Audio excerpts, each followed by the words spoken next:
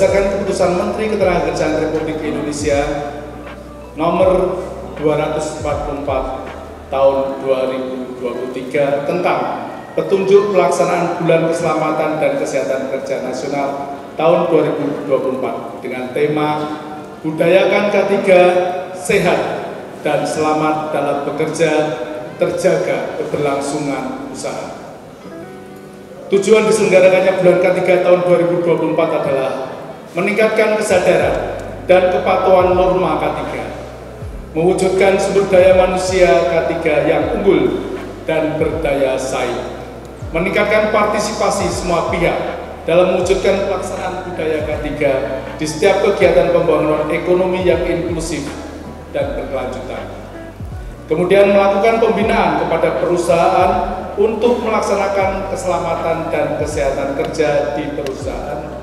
Dan yang terakhir, membudayakan keselamatan dan kesehatan kerja di masyarakat industri pada khususnya dan pada masyarakat umum. Pada umumnya. Sasaran pelaksanaan Bulan K3 tahun 2024 adalah: pertama, meningkatkan jumlah perusahaan yang menerapkan SNK3.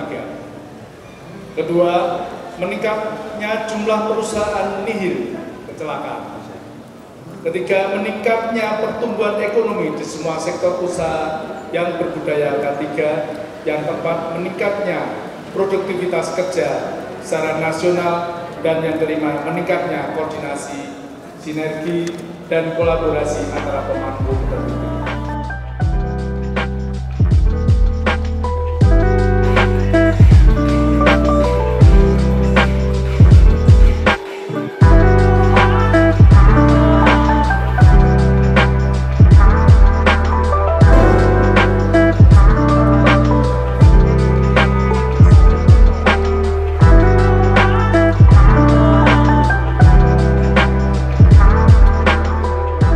Baik, di daerah istimewa Yogyakarta untuk terkait dengan pelaksanaan norma K3 ini kita lakukan bersama-sama dengan kolaborasi baik itu oleh pegawai pengawas maupun juga didukung oleh teman-teman yang ada di forum K3 maupun asosiasi PJ K3.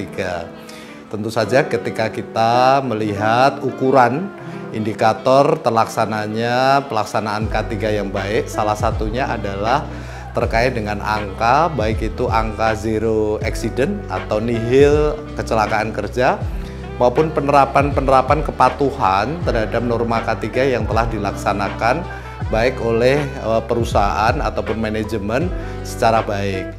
Secara umum di daerah istimewa Yogyakarta pelaksanaan K3 dari tahun ke tahun mengalami progres yang membaik, termasuk juga bagaimana upaya kita bersama untuk menekan semakin banyak perusahaan yang mencapai kepada tataran zero accident ataupun nihil kecelakaan kerja, serta bagaimana upaya kita untuk mengembangkan K3 ini melalui penerapan yang baik terkait dengan sistem manajemen K3 yang kita terus lakukan pemantauan, kita lakukan pendekatan preventif edukatif sehingga pekerja dapat terlindungi kesehatannya maupun keselamatannya, dan perusahaan tentu saja ketika menerapkan norma K3 dengan baik maka tentu saja akan meningkat produktivitasnya.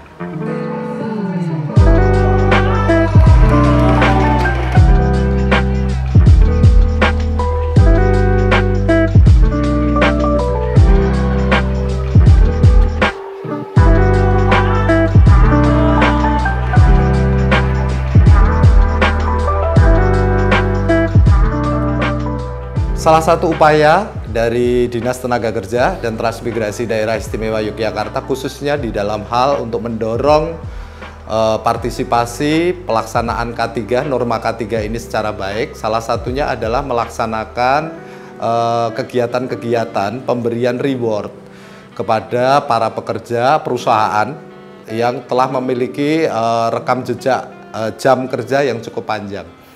Jam kerja yang cukup panjang disertai dengan nihilnya angka kecelakaan kerja menjadi salah satu parameter suatu perusahaan itu menerapkan K3 dengan baik.